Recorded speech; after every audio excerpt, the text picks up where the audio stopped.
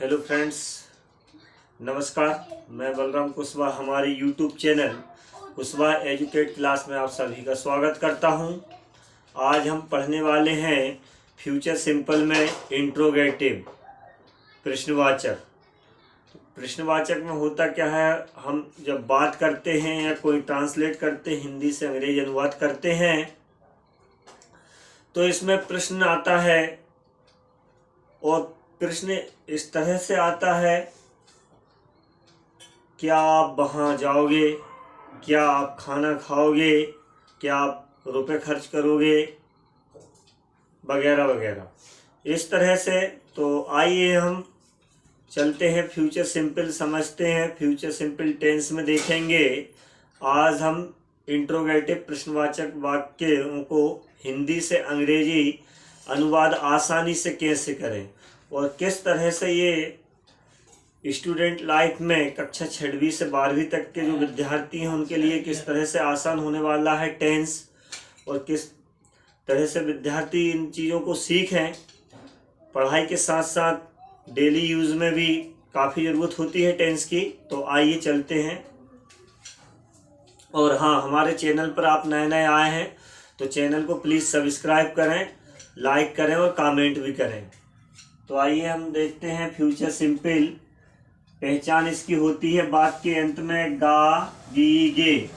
इस टेंस में दो हेल्पिंग वर्ब लगती है, बिल और सेल। बिल का यूज होता है subject he, she, it, name, you, they के साथ, और जितना भी एक वचन सब्जेक्ट आएगा सभी के साथ बिल।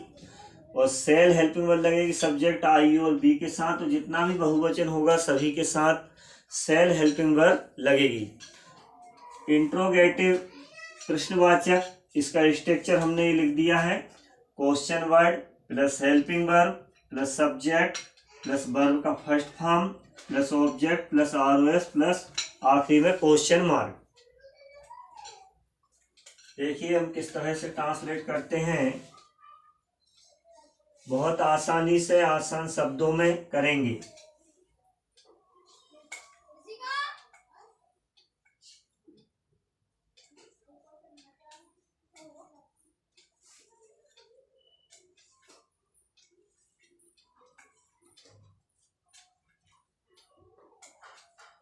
संजय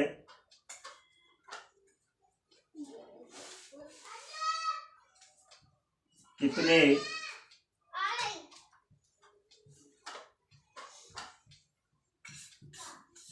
खिलौने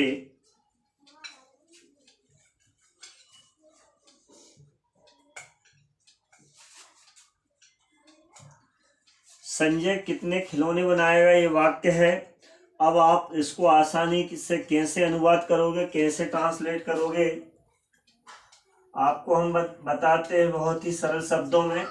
तो देखिए ये जो स्ट्रक्चर हमारा इंट्रोगेटिव का यहाँ लिखा हुआ है, इसी के अनुसार आप हिंदी से अंग्रेजी आसानी से बनाएंगे। सबसे पहले स्ट्रक्चर कहता है कि QW यानी क्वेश्चन वर्ड लिखो। क्वेश्चन वर्ड इसमें क्या है, गिनती में है कितने। तो जब हम गिनती में किसी चीज को गिन सकते हैं ना, तो उसके लिए क्वेश्चन वर्ड लिखते हैं हम हाउ मैनी। हाउ मैनी यानी गिनती में होता है कितने। फिर इसके बाद हम हेल्पिंग वर्ब लिखेंगे, तो हेल्पिंग वर्ब हमेशा लगती है सब्जेक्ट के अनुसार। यहाँ सब्जेक्ट क्या है, संजय यानी नाम है किसी का, नाम के साथ हेल्पिंग वर्ब क्या लगेगी, विल।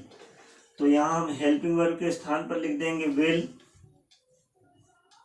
और इसके बाद आ जाएगा सब्जेक्ट, संजय नाम के अनुसार ट्रांसलेट करके SANJAY, संजय। अब वर्ब का फर्स्ट फॉर्म, वर्ब हो रही है बनाने की, तो बनाने के लिए बोलते हैं वर्ब का पहला रूप जो है वो है मैक, MAKE, मैक। मैक आने होता है बनाना। अब किस चीज को बनाने की बात हो रही है, वो कर्म है ऑब्जेक्ट। कर्म क्या है, ऑब्जेक्ट। इंग्लिश में यहाँ हो रहा है बनाना है खिलौने, मतलब एक से अधिक खिलौने। एक खिलौने के लिए टॉय बोलते हैं, एक से अधिक के लिए टॉयस बोलते हैं, ऐसा लग जाएगा। तो how many will Sanjay make toys, Sanjay कितने खिलौने बनाएगा। How many will Sanjay make toys. ये ट्रांसलेट हो गया आसानी से, आपको समझ भी आ रहा होगा कि कितने सरल शब्दों में हमने इसको ट्रांसलेट कर दिया है।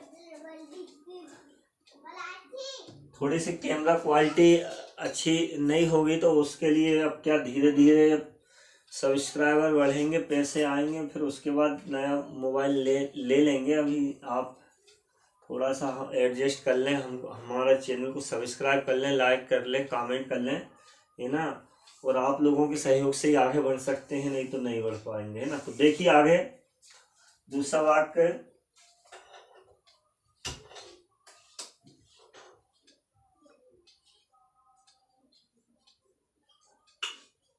मनीष कल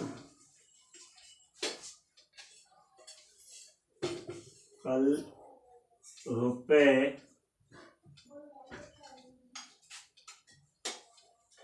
क्यों खर्च करेगा।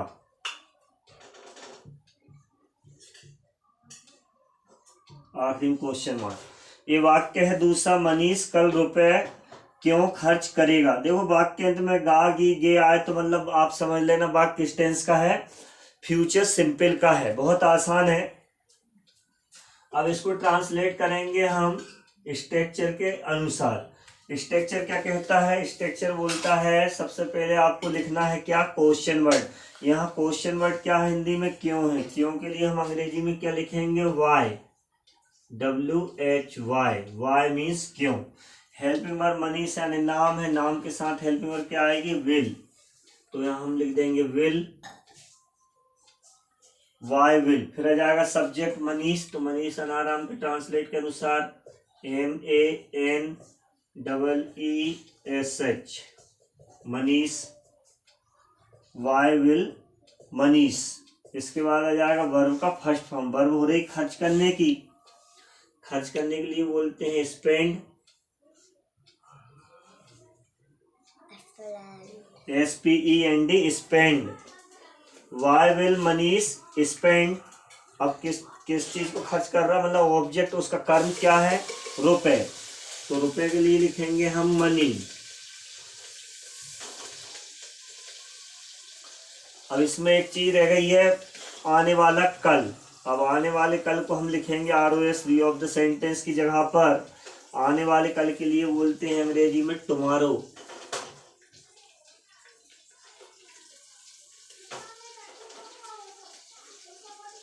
और आखिरी में क्वेश्चन मार्क। ये ट्रांसलेट हो गया है, why will Manish spend money tomorrow.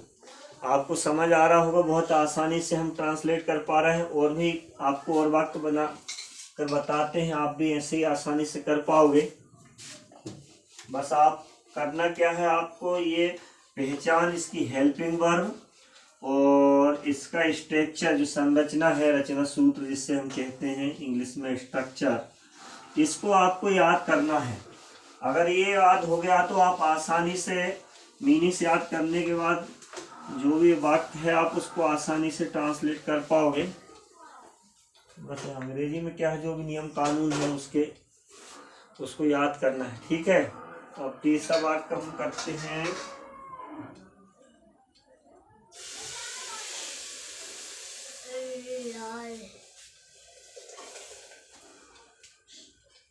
हम कल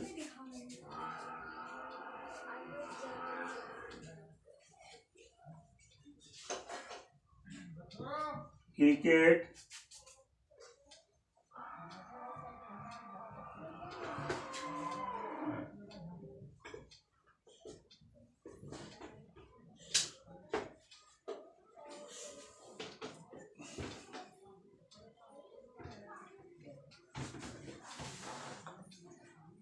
हम कल क्रिकेट कहाँ खेलेंगे।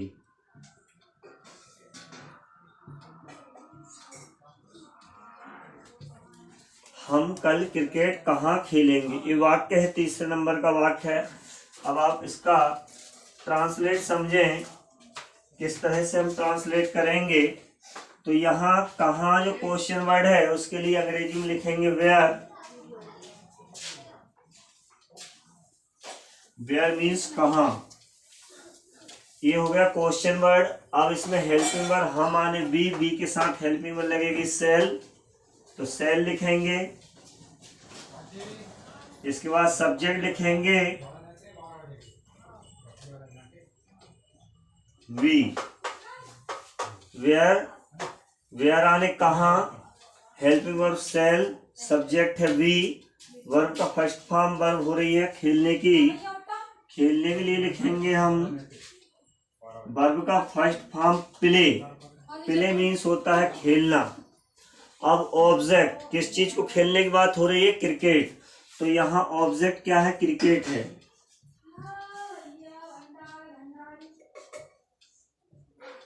और अब इसमें और बच गया है कल, मतलब आने वाले कल, तो उसके लिए हम ROS की जगह पे लिख देंगे tomorrow.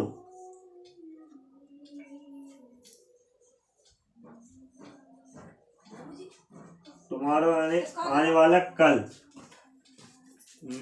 Where shall we play cricket tomorrow, हम कल क्रिकेट कहाँ खेलेंगे। ये आसानी से अनुवाद हो गया है वाक्य।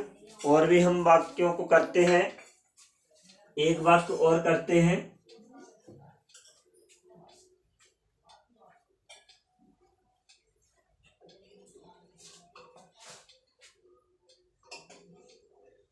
मैं